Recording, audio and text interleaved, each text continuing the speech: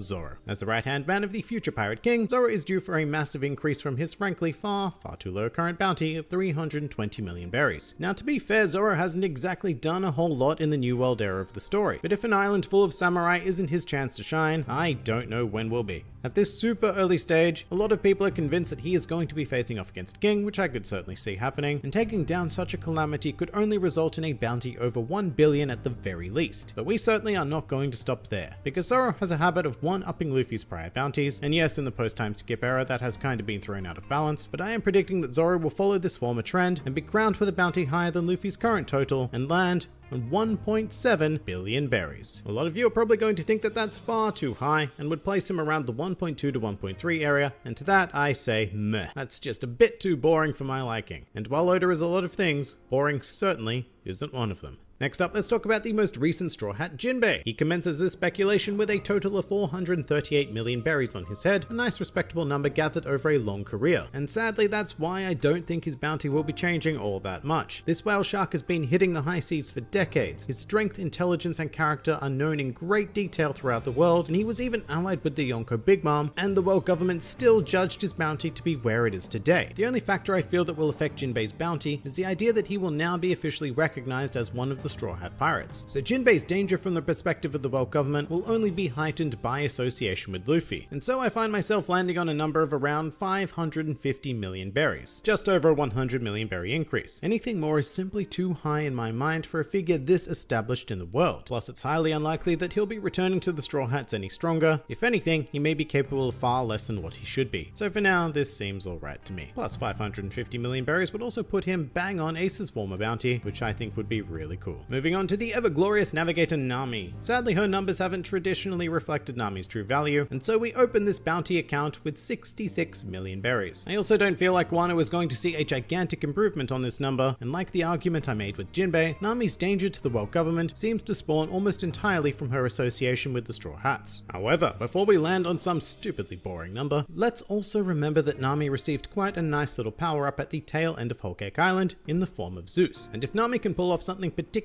incredible with him, then I could see a very God Usopp style legend spreading about a goddess who can control apocalyptic weather at her whim. So you know what, as much as the boring logical side of me wants to place her anywhere between 100 to 200 million berries, I'm instead going to go all out and say that Nami will cause a huge event during Wano and will land at an exceptionally dangerous 466 million berries. Now, as for our resident Soul King, I suspect he'll be taking more of a backseat in the Wano arc, after essentially being the MVP of Whole Cake Island. And no, it's not particularly fair, but I feel that what we're going to see is what I'm going to start calling an association fee attached to Brook, plonking another 100 million berries onto his current 83 million berries, simply due to the fact that he's a Straw Hat. So yeah, I think Brook kind of gets the short end of this bounty deal, but hey, 183 million berries, that's still good, isn't it? Alright, now Usopp is a difficult one to predict, but during the Dressrosa arc he made a serious name for himself, albeit in a comical way. But God Usopp is now a renowned combatant of the seas, and with such a legend behind him, his presence on Wano will most certainly be noticed, and after helping to take down what could be 2 Yonko in a single arc, I suspect that the legend will continue,